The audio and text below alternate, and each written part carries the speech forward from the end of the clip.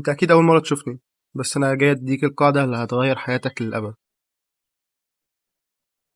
القاعدة دي لو مشيت عليها ومشيت عليها كل حياتك، بجد حياتك هتتغير تماما. القاعدة اسمها قاعدة 1%.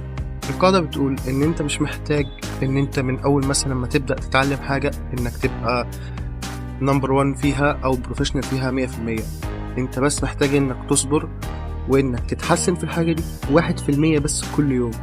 تخيل انت لو اديت نفسك مثلا سنة في مهارة معينة او في عادة معينة، زي مثلا انك تروح الجيم لمدة سنة، وحاولت تتحسن بنسبة 1% بس كل سنة. يعني انت النهاردة مثلا قررت انك تروح الجيم واديت نفسك سنة، كل سنة تتطور تطور حقيقي في جسمك 1%. تخيل ان بعد سنة بالظبط انت جسمك هيتغير بنسبة 365%. يعني انت هتبقى احسن 3 مرات ونص من وضعك الحالي. انت لازم تمشي بالقاعدة دي من وجهة نظري.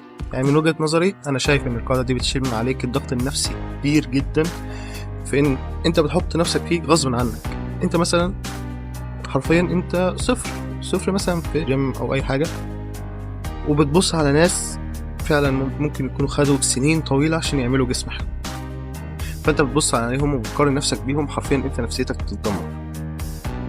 فالقاعدة دي طول ما انت شغال بيها فانت يوم عن يوم بتتحسن، وده اصلا بيديك طاقة معنوية كبيرة. ما تمشيش بالشغف، لان الشغف هو اسبوع وهيروح، بس انك تمشي على القاعدة ان انت كل يوم تتطور. هتيجي بعد شهر هتلاقي تطور فرق شوية، شهرين فرق اكتر، 3 فرق، يعني في ظرف مثلا 4 شهور انت هتكون احسن مرتين. امشي بقاعدة 1%.